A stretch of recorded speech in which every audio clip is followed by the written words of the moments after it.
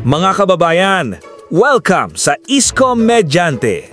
Dito sa ating bagong episode, ang mga seryosong issue sa Maynila at buong Pilipinas ay ating hahaluan ng katatawanan. Pero tandaan, hindi lang basta biro ang maririnig ninyo rito. May kurot din ng katotohanan sa bawat punchline. O susunod, may gagawin pa kami na maiihi sila. Pag hindi talaga sila nakinig, wala naman kaming recourse but to protect the interest of our people. Tara, samahan niyo ako sa isang episode na siguradong magpapatawa sa inyo habang binubuksan ang ating mga mata sa tunay na kalagayan ng ating bayan. Alam naman natin na si Isko Moreno ang isa sa mga unang nagbunyag ng flood control scam sa Maynila. Dahil sa kanyang tapang at determinasyon, lumantad ang pangalan ng ilang contractors at politiko na sangkot umano sa mga proyektong ginawang personal na gatasan imbis na solusyon sa problema ng bayan. Pero mga kababayan, ang tanong ngayon, paano nga ba nagiging ganito kalakas at kayaman ang mga contractor sa Pilipinas? At ano ang mga sikreto nila para makuhang mga proyekto mula sa gobyerno? Ngayon, samahan ninyo ako sa isang satirical pero informative na gabay kung paano nga ba maging paano nga ba maging government contractor sa ating bansa. Step 1. Maghanap ng politikong kaibigan.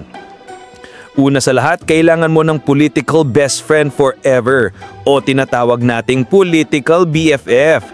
Sa Pilipinas, mas mahalaga ang koneksyon kaysa sa experience. Kahit hindi ka marunong maghalo ng semento o gumawa ng tamang plano, basta kaibigan ka ng mayor, congressman o kahit barangay captain, panalo ka na agad. Hindi mo na kailangan maging civil engineer. Civil kaibigan lang ang kailangan mo para makuhang kontrata.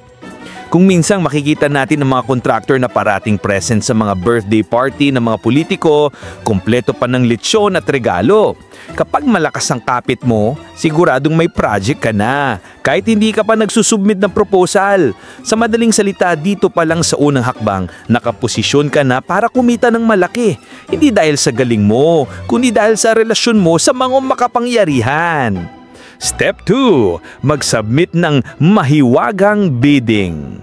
Kapag may bidding na, dito na pumapasok ang pangalawang sikreto. Sa papel, dapat patas, malinaw at transparent ang proseso. Ngunit sa totoong buhay, parang scripted teleserye lang ito.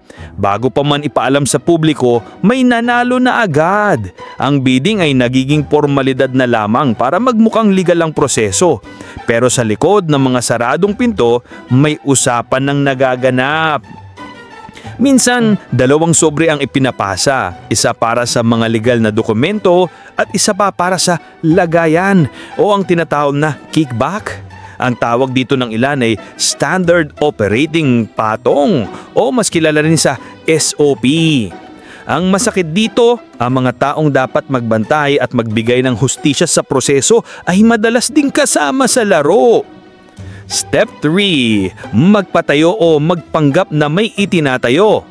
Ito na ang pinaka-exciting na bahagi, ang mismong konstruksyon ng proyekto.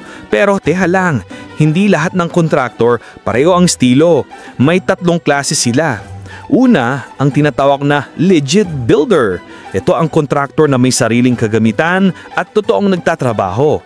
Pangalawa, ang middleman contractor na wala namang sariling resources at umaasa ng sa mga subcontractor para gawin ng lahat ng trabaho. At pangatlo, ang tarp specialist, ang mga magaling lang maglagay ng malalaking tarp na may mukha ng politiko. Sa mga ribbon cutting ceremony, makikita mo silang todong ngiti sa harap ng kamera. Ngunit pagkatapos ng photo op, biglang nalalaho ang mismong proyekto. Pamilyar ba ito mga kababayan? Sa umpisa lang maganda at maayos, pero pagkatapos ng ceremony, para kang nanood ng magic trick. Poof! Nawala ang proyekto, pero ang pondo hindi nawawala. Step 4. Hatiin ang baha. Kita! Pagkatapos ng proyekto o kahit wala pang proyekto, ito na ang pinaka-importanting bahagi para sa mga sangkot. Itong tinatawag nilang SOP at dito talaga umiikot ang lahat. Maliit na proyekto, maliit na SOP. Pero kapag malaki ang proyekto tulad ng flood control, siguradong malaki rin ang SOP. Dito na din maintindihan kung bakit kahit taon-taon ay may budget para sa flood control. Pero sa tuwing tagulan, lubog pa rin ang baha sa Maynila at iba pang lugar sa bansa. Dahil hindi napupunta sa tamang lugar ang pondo, ang tubig sa kalsada napupunta, pero ang pera sa bulsa ng mga tiwaling opisyal at kontraktor. Step 5. Harapin ang investigasyon. Sa tagal ng panahon, hindi may iwasan na mapansin ka rin ng publiko. Bigla na lang trending ang pangalan mo sa social media at sa mga balita.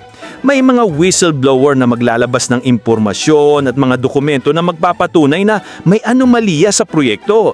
Pero huwag kang mag-alala, may classic playbook na ginagamit para harapin ito. Una, itanggi lahat. Sabihin mong fake news at political harassment lang ito. Pangalawa, ibintang sa iba. Ipa-blame sa mas mababang empleyado o sabihin na miscommunication lang ang nangyari. At pangatlo, mag-press conference na may kasamang luha para magmukhang ikaw ang biktima at maantig ang damdamin ng publiko. Reality check, mga kababayan. Sino nga ba ang talagang lugmok? Tayo mga ordinaryong Pilipino. Tayo ang lumulusong sa baha dahil sa blayang flood control projects? Tayo ang dumadaan sa mga lubak-lubak na kalsada dahil hindi natapos ang proyekto? At tayo rin ang nagbabayad ng buwis na ginagamit sa mga peking proyektong ito? Buti na lang na tayo ay may mga leader na hindi natatakot lumaban at maglabas ng katotohanan. Isa na dito si Isko Moreno na matapang na pinangalanan ang mga tiwaling contractors at politiko na tagal nang nagpapasasa sa flood control funds. Ang kanyang pagbubunyag ay nagbigay inspirasyon sa iba pang mga mayor tulad na nina Vico Soto at Mayor Magalong ng Baguio na nagpapatunay na hindi sila nag-iisa sa laban na ito. Ako nga palang Kuya Jenyo na palaging nagpapaalala sa inyo na dapat alam mo to.